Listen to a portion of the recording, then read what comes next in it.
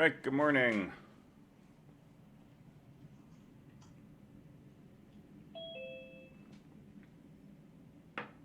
So we're at the end of week 2. This quarter is actually going really fast.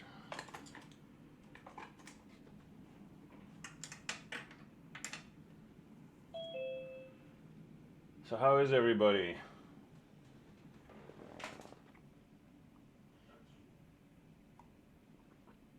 That's good. Glad to hear it.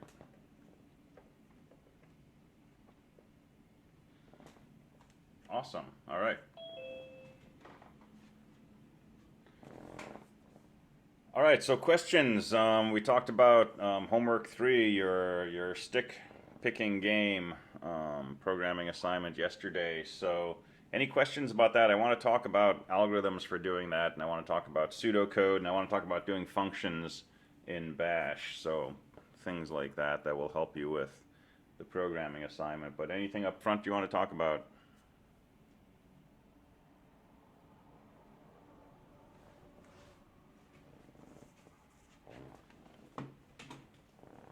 Pseudocode is not required, but I really would like people to at least know how to write pseudocode and to sort of get in the habit of doing that. If you're already a strong coder, you've got your own habits for flow charting or doing pseudocode or something, you're fine, don't worry about it. But I want to spend some time talking about that for people who don't consider themselves to be a strong coder yet.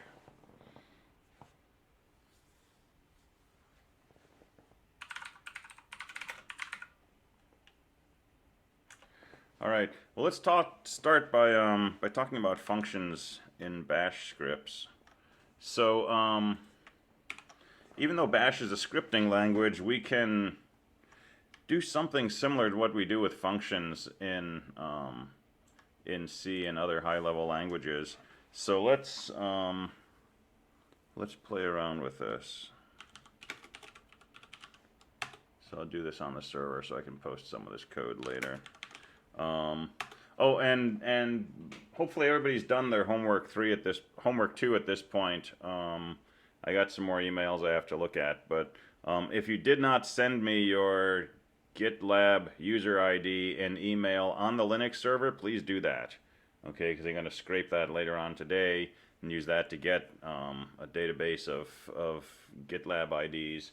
And that's what I'll use to download your projects. So if you didn't send me an email already, go ahead and do that, even though it's after 8 o'clock. Send that to me as soon as possible.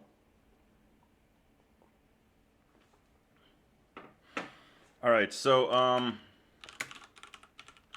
let's go back into our scripting.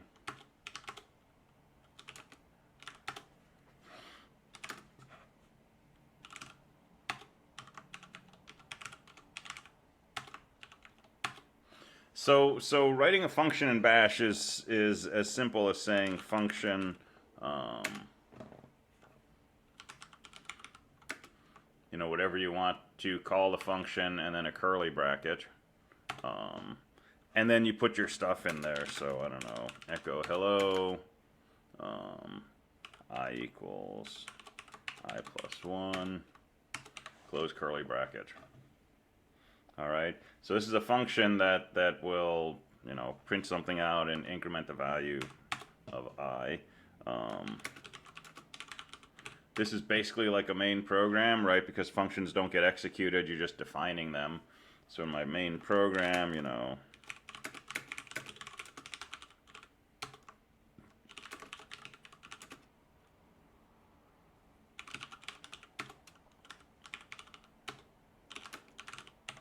so let's just do that.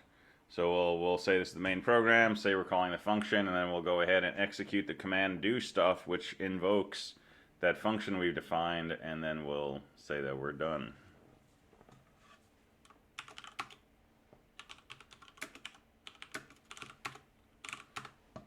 So if I run that, this is the main program calling the function, hello, done.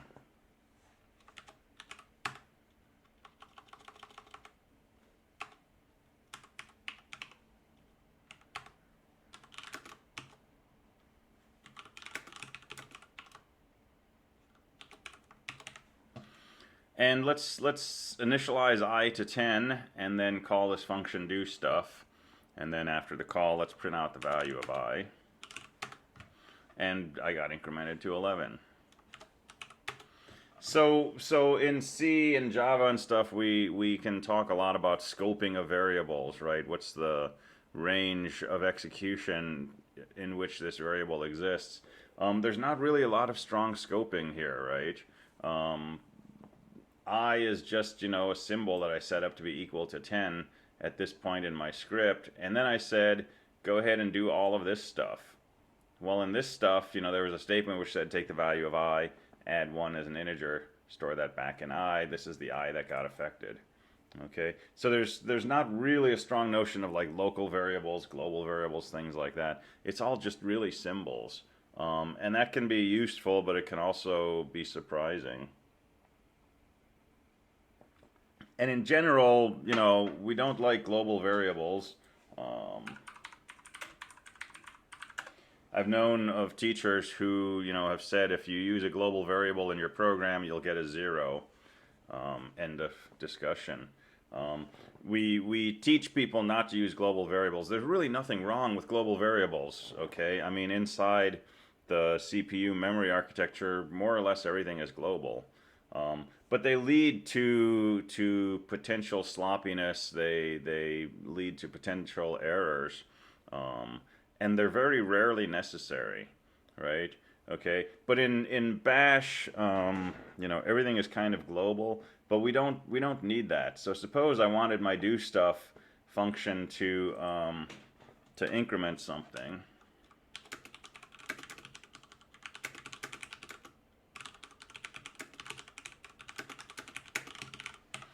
All right, so I want this do stuff function to print a message and then increment something for the caller. Well, you can pass arguments to functions, and those arguments come out as just $1, $2, $3. So I could do I equals $1 plus 1.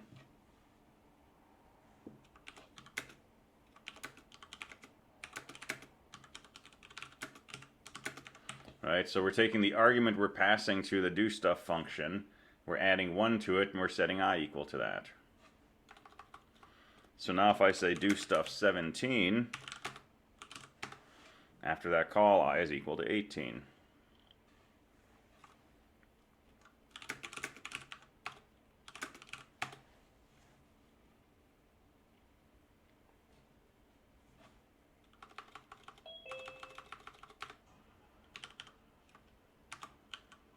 And let me just set this back.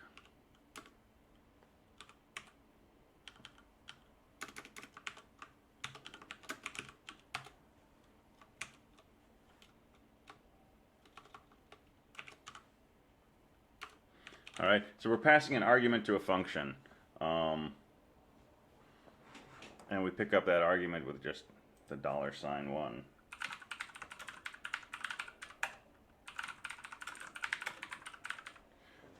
But it's a little weird to have some predefined variable I that's going to be set equal to the return value. So we can also return values from functions.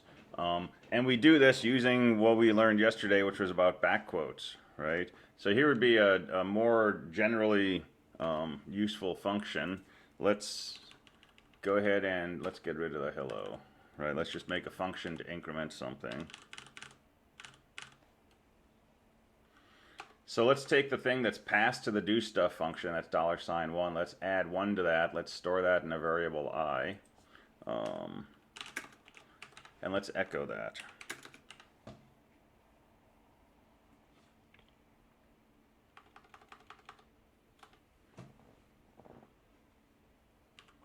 All right, so I'm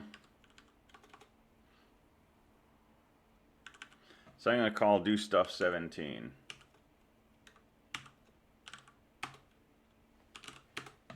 All right, I call do stuff 17. It prints out an 18. If I do stuff 178, it prints out 179.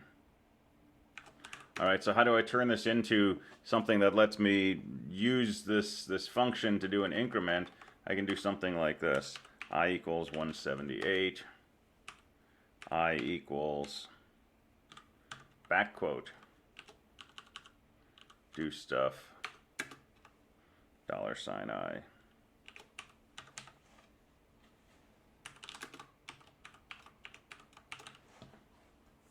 All right, so I'm going to call do stuff. I'm going to pass it a number, but instead of asking to print that value that it echoes out to my screen, I'm going to capture it with my back quotes, and I'm going to use that new value to be assigned to my variable I. So I put an initial value into I pass that to do stuff, I take the return from do stuff and I put that back in I. This is how I'm using my function here to do my increment for me. So when I run this, I should end up being incremented.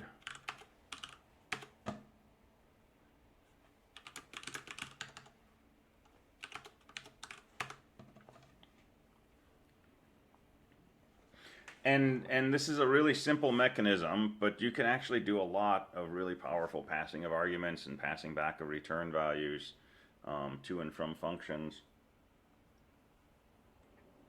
with just this basic mechanism.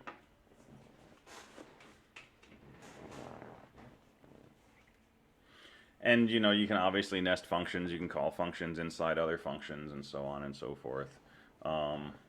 And if I don't want, you know, side effects, I could make my function like this.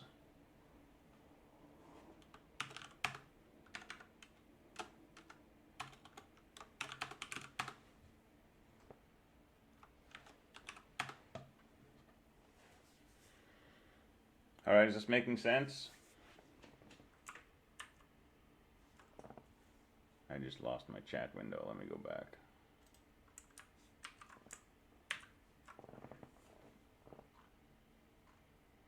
All right, let's see. All right, so I had my chat window off. So yeah, so some comments coming through. So one person comments that when they write pseudocode these days, it usually ends up looking like some kind of C language. That's what my pseudocode looks like too. But you know, if I'm writing pseudocode and I'm trying to do something with strings, right? I'm not going to do, you know, quote \0 and strlen and that kind of stuff. Pseudocode is a more kind of informal language. It's generally higher level, but it's really a way for you to capture what you want your code to do without getting too bogged down in syntax, right? And C in particular, the syntax can be kind of overwhelming with respect to the intent, right? So I want to copy one string to a temporary area. Well, you know, I got to make a char star, I got to do a malloc based on the string length, and then I got to do a string copy, and I got to make sure there's a null terminator. The syntax can be way more complex than the intent. Pseudocode is really about sort of listing the intent of what you want to have happen without worrying about the details. And the idea is you can think through your algorithm by looking at your pseudocode and say, you know, oh, I forgot about the case where the string is empty, right? So I need to put something in here, and then I'm going to do something else. And once you've got the pseudocode figured out, then you can go on, you can start writing the actual compilable code, right, or the actual script.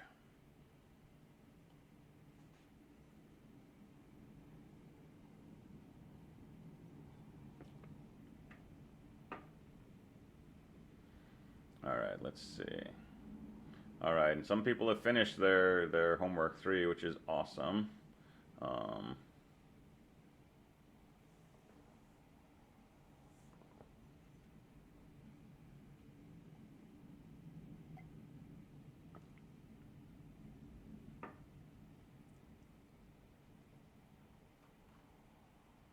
right, someone asked, how do you delete a full line? So in VI, you can delete a line by saying DD.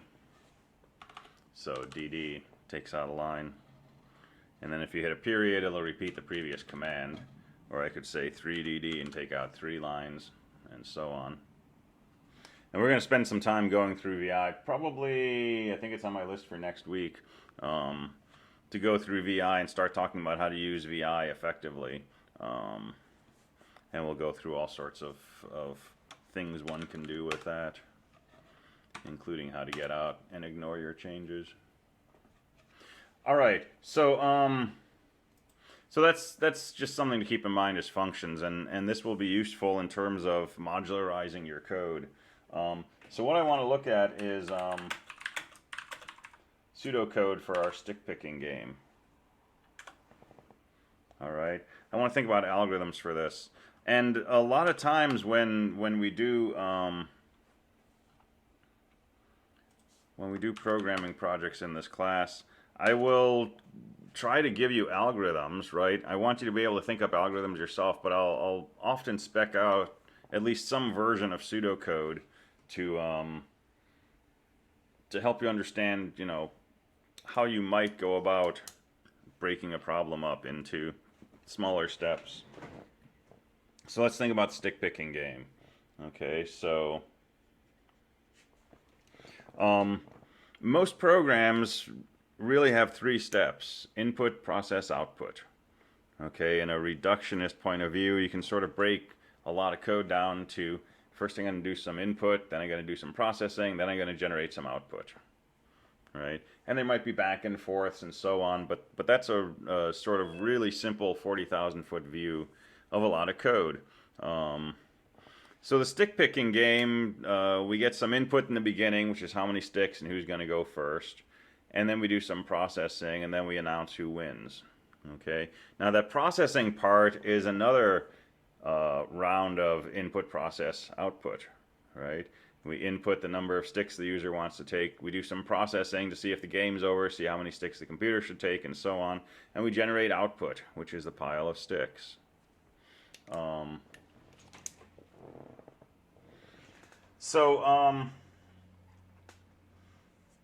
let's start writing some code for this. Now pseudocode is personal, right? It's not like flowcharting where there's fixed symbols for conditionals and input and processing and so on. I'll write pseudocode that basically looks like C a lot, but may have more words written out and fewer pointers. So what do we want to do in our stick picking game? Find number of sticks to play with. Right, that's the first thing. Well, there's the first thing, which is, say hello. So you're supposed to greet the user, find the number of sticks to play with, see who goes first. And that's all kind of the initialization part. All right. Another way to break down programs is sort of initialize, process, deinitialize. So you do some things in the beginning, and then you have a big loop that does some processing over and over and over again until something happens, and then you have some final steps you do at the end. So this would be like the initialization. Say hello, find the number of sticks to play with, see who goes first. All right. And then let's write some conditionals. So if it's the user's turn, find number of sticks they want to take.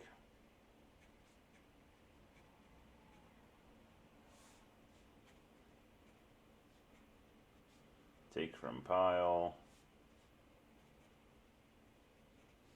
Check to see if the game is over.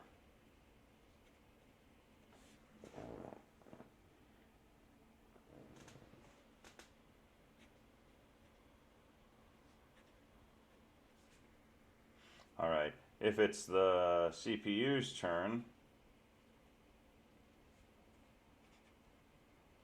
decide the number of sticks to take.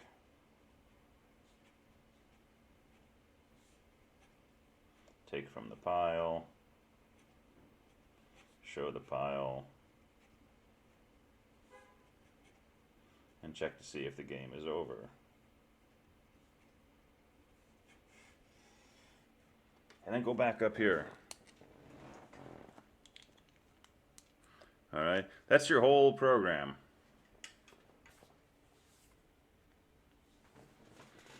So do your greeting, decide how many sticks to play with, see who's going to go first, and then just go into a loop. and in this loop basically alternate. If it's the user's turn, ask them how many sticks to take that off the pile, show the pile, see if the game's over. And then if the CPU is ready to make a move, see how many sticks you should take, you being the program, take them off the pile, show the pile, see if the game's over. So looking at this, right, I'm going to have an echo, I'm going to have some kind of read statements, I'm going to have some logic to see if they've put in a valid number of sticks, see if they put in a valid response for who goes first. But I'm not worrying about that right now. This is a high-level view, okay? Each of these things is going to end up being a bunch of code. But for now, it's the function is see how many sticks we're going to play with, see who's going to go first. All right? Once that's been decided, now I'm just going to go through these two sets of moves and put that in a loop. So I'm going to have some kind of, you know, a while loop, which is going to run until the game is over. Okay, and then inside there, I'm just going to do these things. So find how many sticks the user wants to take. Well, that's just asking them how many sticks and getting a number from them. And also checking to make sure it's an integer and make sure it's a legal value. And if it's not a legal value, warn them and see if they've made an illegal entry twice in a row. And if they have, tell them they forfeited the game and exit. All right, all of that's embedded inside here. I don't want to think about those details at this level, though. I'm trying to figure out, do I need a while loop? Do I need a for loop? Do I need, you know, if statements, that kind of thing? High-level view. Okay, so this is top-down programming. And in general, you can do top-down, you can do bottom-up. Usually we do a mix of those. So top-down versus bottom-up programming. Top-down says I'm going to begin with sort of the high-level view, the main program. And I'm not going to worry about the details of how each step happens. Okay, that's what you're seeing here. Bottom-up programming would be the opposite direction. The first thing I would do is write a function or a script that asks the user how many sticks they want to pick. And checks to see if it's a legal number. And if it's not, counts how many illegal entries they made in a row. And so on and so forth. And then I would write a function that lets the computer decide how many sticks the computer should take and so on. And I would put those together into, you know, this piece of my code and that piece of my code. And then I would put those together into a while loop. And then I would put that into something larger that has this in the beginning and so on. And so we tend to do a mix. But what I'm doing here is pretty much top down. All of this stuff happens before you ever touch an editor, okay?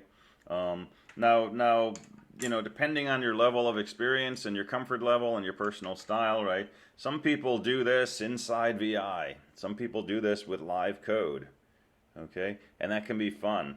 And if that's the way you work, that's perfect. Go for it, okay? But again, if you don't think that you know, you consider yourself a very strong programmer, if you're kind of queasy at the thought of writing code, if you you know, have the syndrome where you open an editor and you just stare at the blank screen for like an hour because you don't know how to start, right? Close the laptop, right?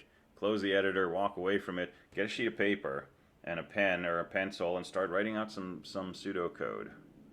Right? It's a lot easier to change stuff around here. If you have a whiteboard or a chalkboard, right, that works great. But find something where you're not going to get bogged down with syntax and details and variable names and things like that. And I can't stress this enough, okay? I've have students come to me, you know, at the end of a second week of a 2-week assignment, and they tell me, you know, I really don't know what I'm doing wrong here, none of my code is working, and they've got 200 lines of code, and I'll say, okay, show me your algorithm, and they have nothing written down. They don't have a clear algorithm in mind. Well, you're not going to get your code to work if you don't have an algorithm that you're trying to implement. So you gotta do this first, okay? Whether you're doing it in your head while you're typing in code, or you're doing it on a piece of paper like this, you gotta know what you're trying to code before you can actually write the code for it. Save the trees. Yeah, use a chalkboard. I got a chalkboard. Or a whiteboard. Yeah, I wish I didn't kill trees writing on paper, but I like to think it's recycled and so on. I love writing on paper. It's a, I don't know, it's a nice counterpose to being in front of a keyboard and screen all day. But whatever works for you, right? Whatever is comfortable for you, because you're trying to be creative. You're trying to come up with stuff, right? And this is a creative process. Cool. All right, someone says 2x3 whiteboards, $20 on Office Depot. Awesome. And I got like I think it's like a 2x3 chalkboard from Amazon for not a lot of money, and it works pretty well. And it goes on the wall with those 3M magic strips. So, all right. So here's our high-level code. Let's think about how we could start drilling down into the pieces of this. So find the number of sticks to play with. All right.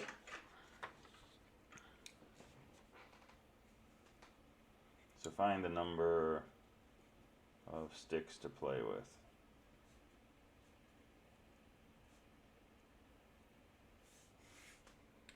Well, how do we do this? First, we ask the user how many sticks.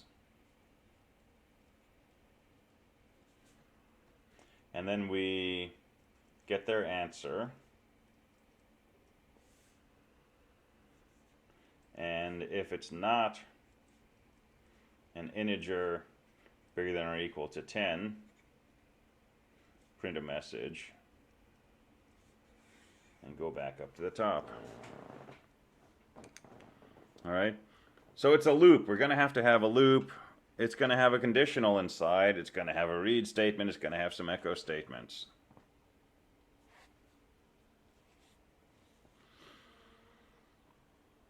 So we get clear on this, right? We're going to print a message. We're going to read. We're going to check their input to see if it's an integer bigger than or equal to 10.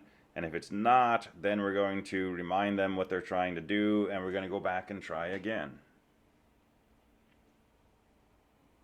So how can we code this?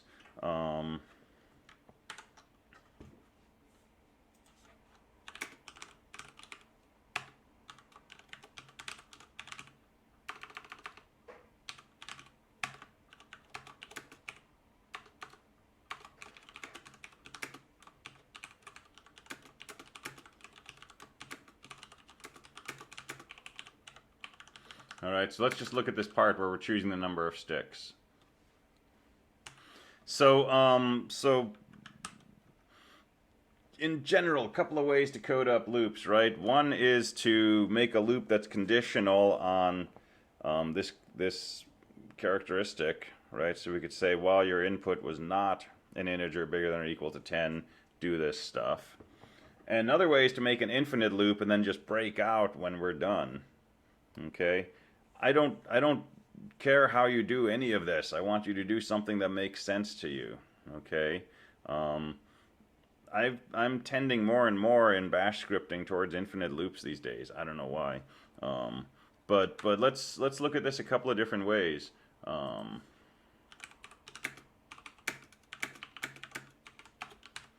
this is a good old infinite loop. Okay? You can't say while bracket bracket true. And you can't say while bracket bracket 1. Okay? You really want a condition in here, and I'm putting a condition that I know is always true, which is that 1 is the same as 1. And I'm doing an equal equal, I'm just comparing symbols. I could have said, well, x equals x. Or, well, you know, happy happy equals happy happy. But I'm putting in some condition here, which is always true.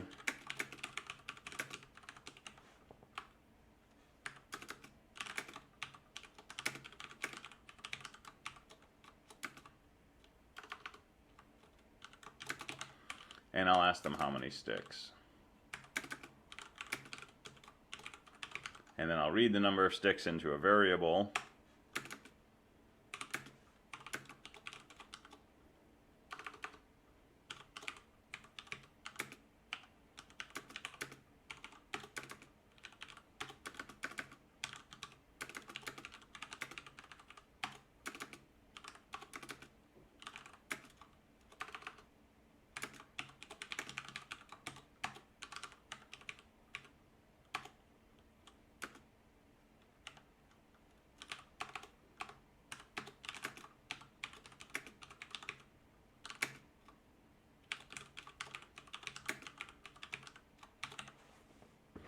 All right. So so sample loop.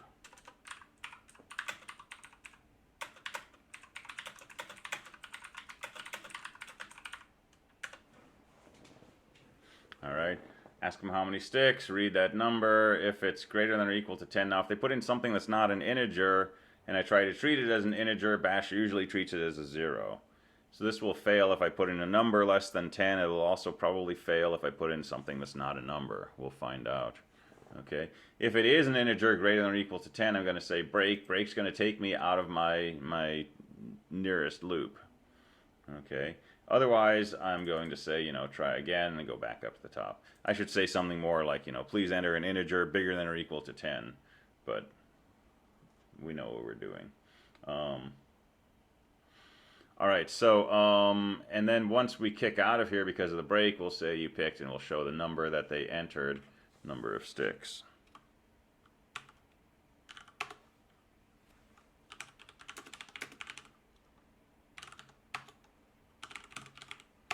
All right, so get input if I say 12, it says you picked 12 sticks. Get input if I say 7, it'll say try again. If I say 3, it'll say try again. If I say haha, it'll say try again. Okay, I'll play with 10,000 sticks.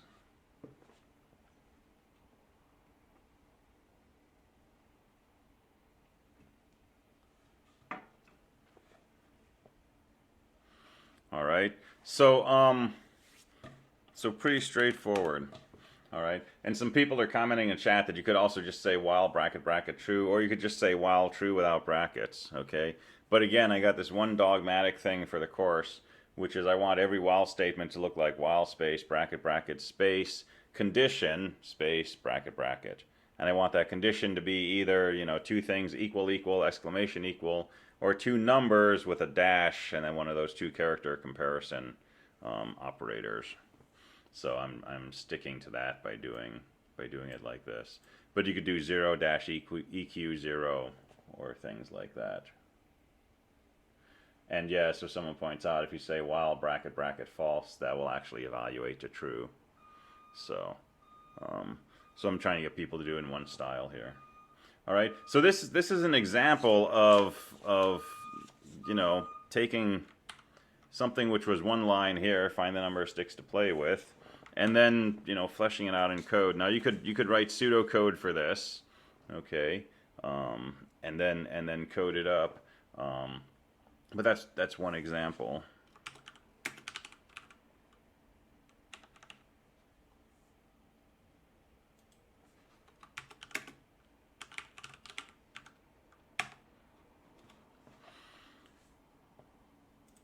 All right, suppose you don't like infinite loops.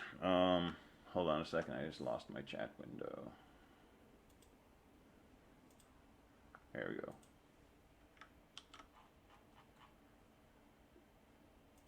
All right, suppose you don't like infinite loops.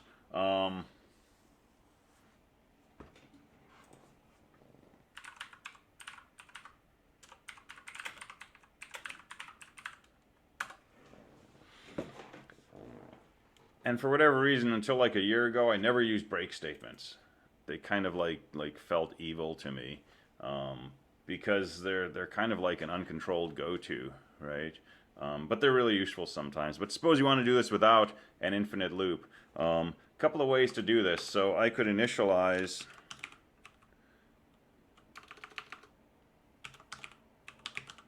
num sticks to something that's not legal, and I could say while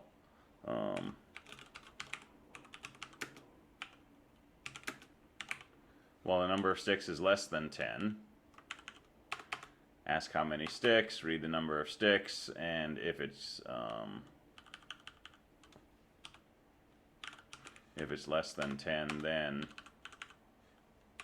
say try again. All right, so now I have a sort of traditional while loop.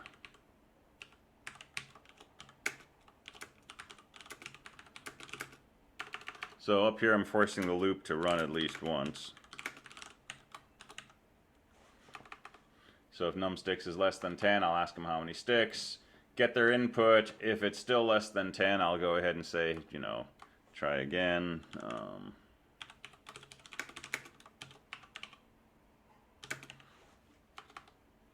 And once they so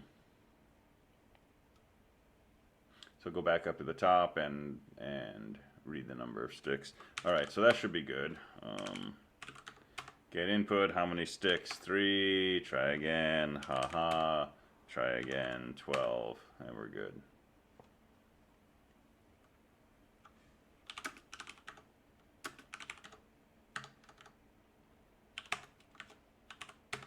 All right, another way to do this, and this is in some sense feels like the cleanest way. Instead of having this artificial flag where we set numsticks to 0 to say let's do this loop at least once, here's a wordier way to do this. So first we ask them how many sticks, and then we read the number of sticks that they want. And now we say, well, the number of sticks is less than 10. Say must be bigger than or equal to 3, try again. And then we read the number of sticks. All right, and this is just a little bit stranger to write because we're doing this prompt and read 2 spots, right? But this is in some sense a very clean flow of execution, right? We ask them how many sticks they want, and we check to see if it's a legal number. If it's not, ask them again, and keep doing this loop until they've put in a valid number, and then we're done.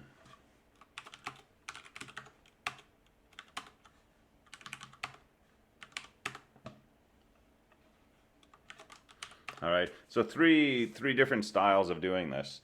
I mean, I don't mind what you do, as long as your code has the effect of, you know, repeatedly asking how many sticks you want until they put in a valid number that's at least 10.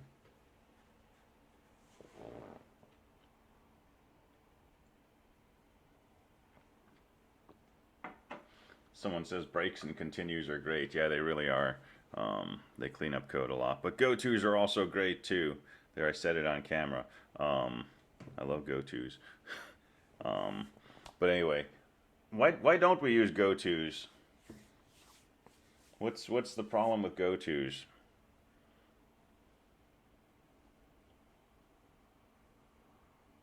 Does anybody know, or is it just something we do because we're told? I never really thought of it. Yeah. Do you know that goto is a valid statement in C? You can say goto and you can put a label, and you can do them in C. So yes, someone says your code can get messy to look at. And it's something that happens at assembly language and machine language. I mean, we have branches. We have conditional and unconditional branches. That's basically a go to or an if then go to, right? That's what happens at the architectural level. But in general, we avoid these when we write code. So as computers started to become more and more prevalent and more things became automated, people discovered that you know, a little bit of cost was being spent on writing code, a lot of cost was being spent on maintaining code.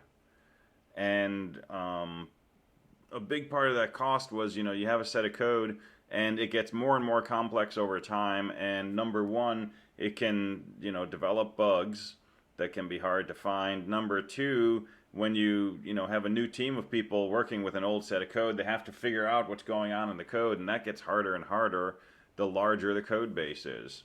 But one of the things that seemed to be a major complication was the evolution of what's called spaghetti code sometimes.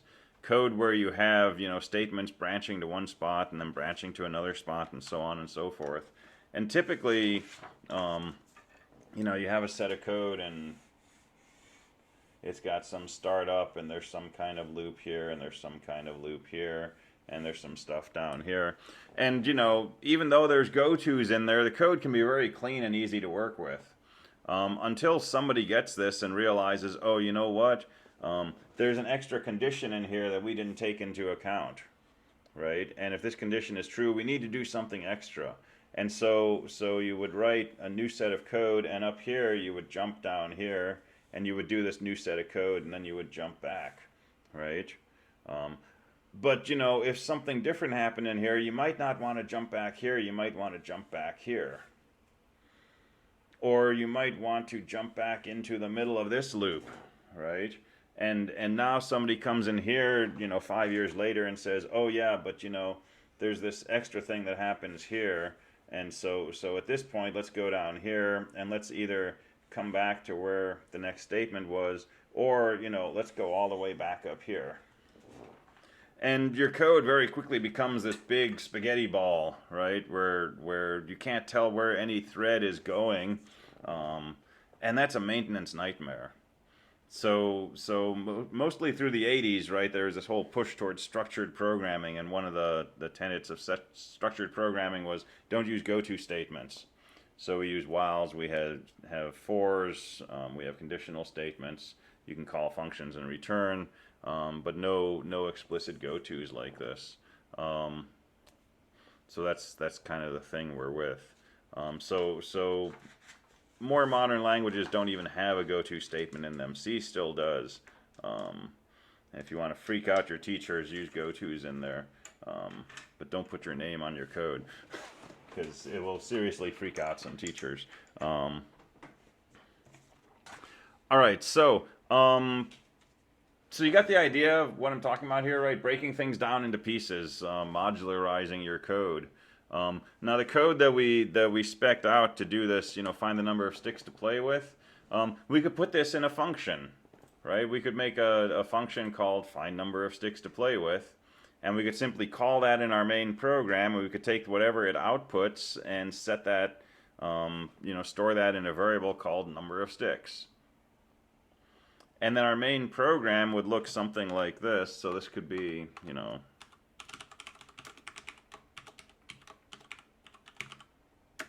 get the number of sticks.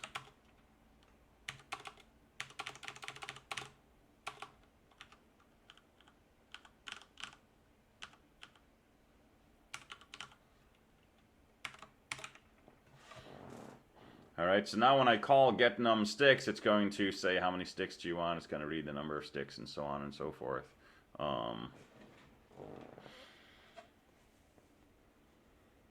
So grabbing this in back quotes is going to be a little weird because these echo statements are going to come out, and so on and so forth.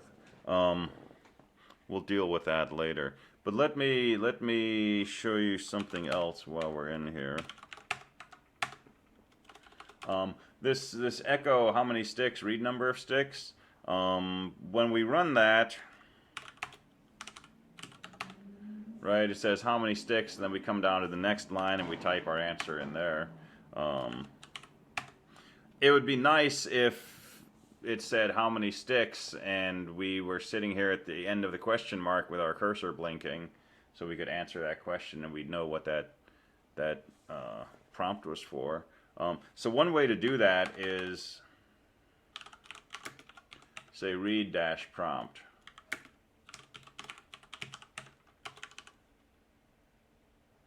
All right. If I say read dash p how many sticks,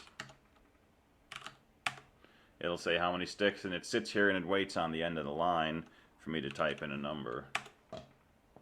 And it'll say you pick 34 sticks.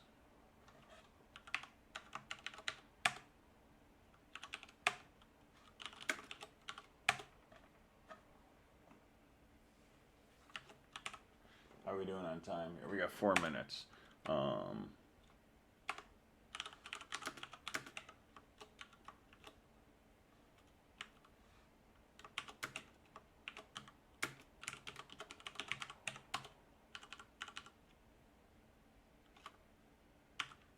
right, so I'm going to change this to a read dash p, which says must be bigger than or equal to 10. Try again, and waits for the number of sticks.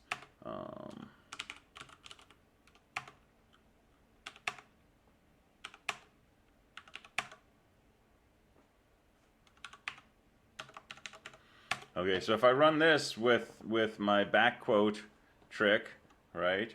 How many sticks? I'm still seeing this on my screen. That's not going into my variable x.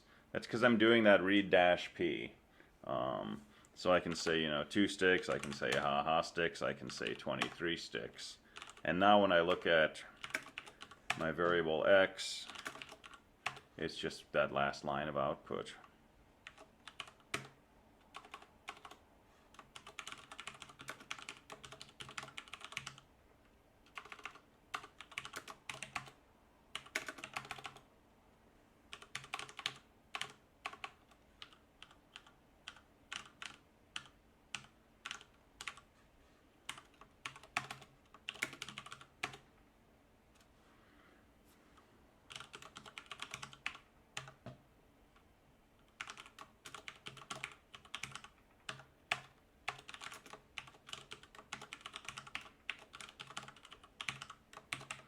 Alright, so now my main program is going to be one line which says numsticks equals back quote get numsticks, which calls this function, and then I'll echo the value of numsticks just to see if we actually did this. Let me call this something other than numsticks. Let me just call it n.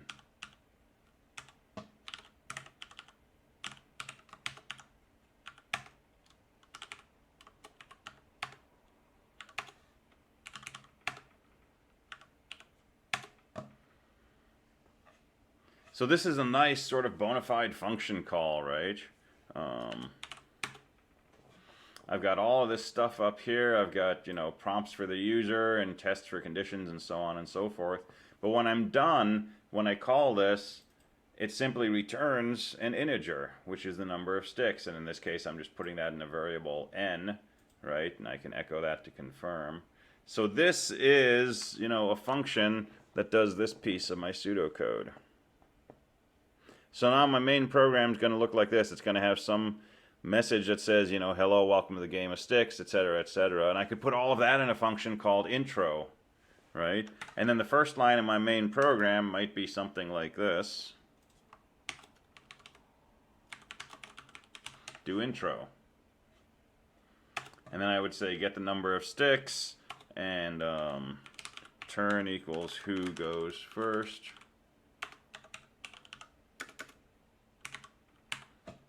And then I start my main loop for playing.